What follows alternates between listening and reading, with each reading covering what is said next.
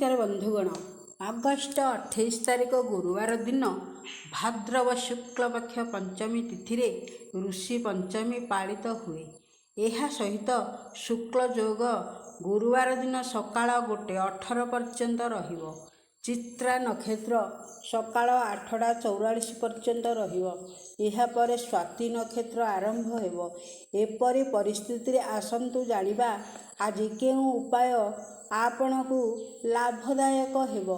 जदि आपण कौनसी सफलता पाइबाकु चाहती तेबे गुरुवार दिन स्वाति नक्षत्र रे आपणक माँ किंबा आपणक माँ को परी अन्य कौनसी महिला को शंख किंबा शंख थिबा कपड़ा उपरे दियंतु। यह करिबा द्वारा आपणकर सफलता सुनिश्चित हेबो। तेबे बंधु माने वीडियो को स्किप न करी शेष पर्यंत देखंतु एवं वीडियोटी जदि भल लगी थाए तेबे वीडियोटी को गोटे लाइक करी चैनल टी गोटे सब्सक्राइब करी दियंतु। बंधुगण, जदि आपणक जीवन रे सब किछि शुभ एवं खुशी सर्वदा आपणक द्वार रे अछि तेबे गुरुवार दिन 2टी हाथी खेलना आणतु। सेगुड़ी को सफा पानी रे धोई घरर पूजा मंदिर रे रखंतु एवं सेमानक सम्मुख रे तिल तेल रे दीप जालंतु। यह करिबा द्वारा आपणक जीवन रे खुशी एवं मंगल वृद्धि पाइबो। जदि आपणक वैवाहिक जीवन रे किछि कौनसी पार्थक्य अछि जहा कारणरू आपणक एवं आपणक जीवन साथी मध्य रे बारंबार झगड़ा हेउछि तेबे एही परिस्थिति रु बाहरिबा पई आज क्षीर एवं चाउलर खीरी प्रस्तुत करंतु। जदि संभव हुए तेबे एथिरे टिके केसर मिसंतु। एबे एही क्षीर भगवान विष्णु को अर्पण करंतु। एही मंत्र मध्य जप करंतु, माधवाय नमः।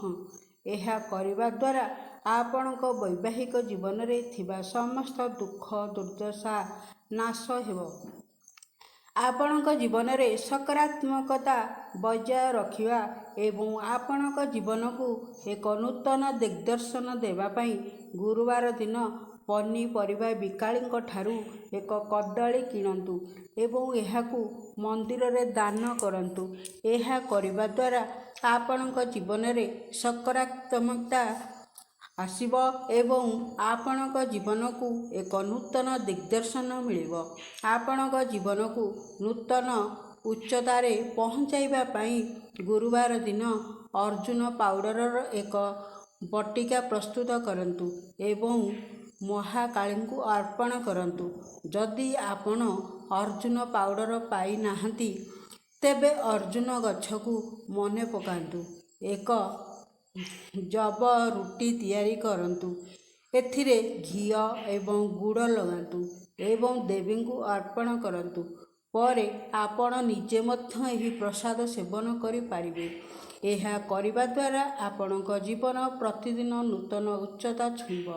प्रत्येक क्षेत्र रे सफलता पाइबा पई स्वाति नक्षत्रर एही दिन आपण माटी एवं जब मैदा मिसाई तिल तेल रे गुंड करी एहार गोल तैयारी करंतु। यह परे एही गोल गुड़ी को एक चुली रे चेक करी आपणक पाखरे रखंतु। यह करिबा द्वारा आपण प्रत्येक क्षेत्र रे सफलता पाइबे।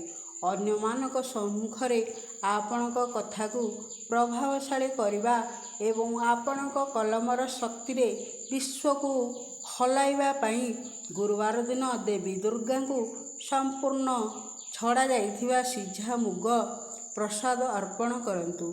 यह करिबा द्वारा आपणक कथा एवं कलम उभय स्वयं चालित भावरे एक बहुत सकारात्मक एवं जादुकारी प्रभाव पकाइबो। जदि आपण जीवन रे नकारात्मक परिस्थिति रक्षा पाइबाकू चाहती तेबे आपण को 5टी गोमती चक्र नहीं भगवान विष्णु सम्मुख रे पूजा करिबा उचित एवं धूपकाठी एवं दीप इत्यादि साहाय्य रे पूजा करिबा उचित। पूजा पर से ही गोमती चक्र गुड़ी को उठाई एक हलदिया कपड़ा रे बांधी आपणक पाखरे रखंतु। यह करिबा द्वारा ଆପଣ ଜୀବନରେ ନକାରାତ୍ମକ ପରିସ୍ଥିତିରୁ ରକ୍ଷା ପାଇବେ। ଯଦି ଆପଣ କୌଣସି କାମରେ ଆପଣଙ୍କର ଉନ୍ନତି ସୁନିଶ୍ଚିତ କରିବାକୁ ଚାହାନ୍ତି, ତେବେ ଗୁରୁବାର ସ୍ୱାତି ନକ୍ଷତ୍ର ଏବଂ ଶୁକ୍ଳ ଯୋଗରେ ଆପଣ ନିଜ ପାଇଁ ଏକ ଜୋତା କିମ୍ବା ଚପଲ କିଣିବା ଉଚିତ।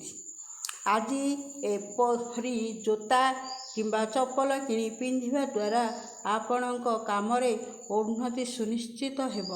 ଯଦି ଆପଣ କୌଣସି ଦୁର୍ଘଟଣା କିମ୍ବା କୌଣସି ଅପ୍ରୀତିକର ଘଟଣା ଘଟିବାକୁ ଭୟ କରୁଛନ୍ତି, ତେବେ ଗୁରୁବାର ଦିନ ଆପଣଙ୍କ ଘରର ଦକ୍ଷିଣ ପଶ୍ଚିମ ଦିଗରେ ଯାଆନ୍ତୁ ଏବଂ ଜଣେ ଶ୍ରମିକକୁ ଗହମ ଏବଂ ଜବ ଅଟାରେ ତିଆରି ରୁଟି ଦିଅନ୍ତୁ। ଆଜି ଏହା କରିବା ଦ୍ୱାରା ଆପଣଙ୍କର ଦୁର୍ଘଟଣା ଭୟ ଶେଷ ହେବ ଏବଂ ଆପଣ ଆତ୍ମବିଶ୍ୱାସ ପାଇବେ।